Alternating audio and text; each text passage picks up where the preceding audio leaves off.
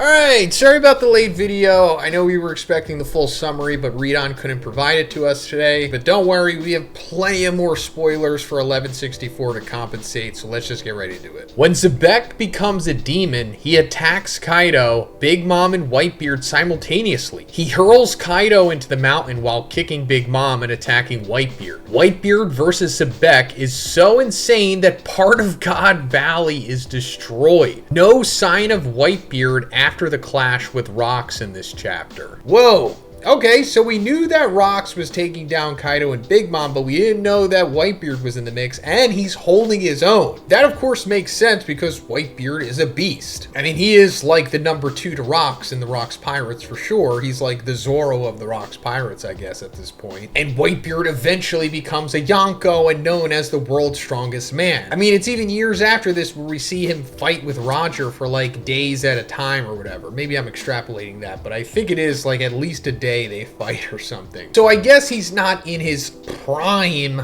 right now, but he's close to it. It's not like he's severely nerfed at this point the way that, like, let's say Kaido is. But I think it's fair to say that he's not on Rox's level, especially a Dami Reversy Rox, because, you know, Dami Reversy makes you stronger, at least it's implied that it does. But speaking of that, after Zebek was able to resist Imu's Dami Reversy, Imu escalated the situation and continued to provoke him. He claimed that Elbaf would soon be under his military control because Harold was easy to manipulate, something that had never happened in Elbaf before.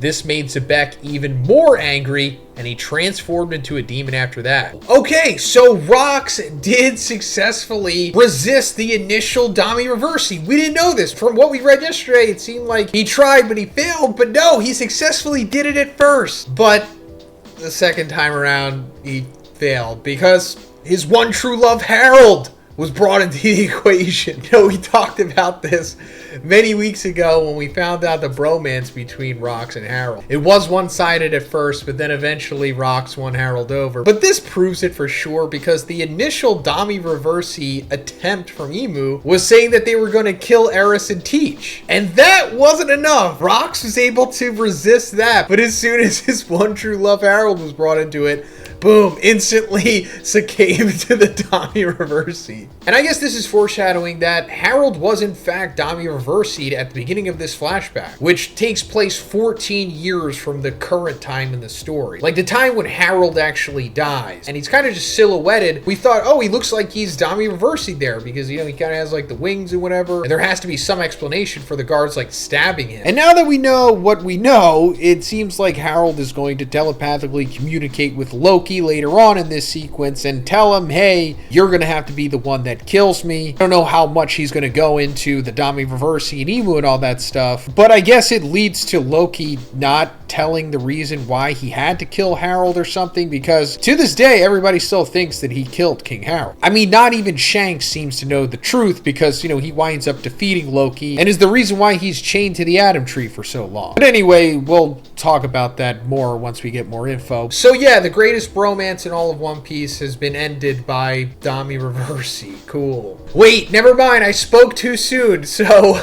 even that didn't transform Zebek into a demon. At last step, Imu slapped him into the ground, which then led to the transformation. Okay. Alright.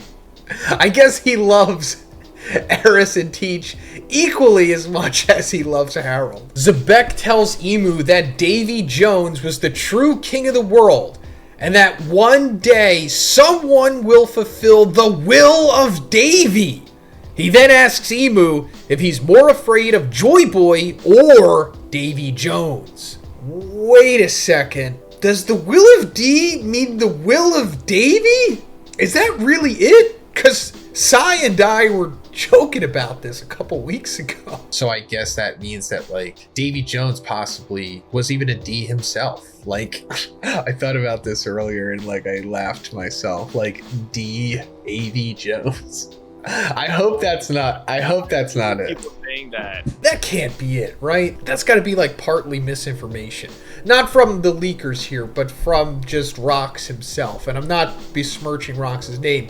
I'm just saying he heard that it was the will of Davy from the Davy clan, but maybe it means two separate things, or maybe it means multiple things. Because if the will of D is the will of Davy, that's kind of shocking. And not in a bad way. It's just, I thought D meant dawn, you know, or something like that, you know, because the sun overcoming the moon, which is like the whole big aspect of One Piece, you know, Jesus versus the devil, darkness versus the light, sun versus the moon, but it just means Davy? And that's fine.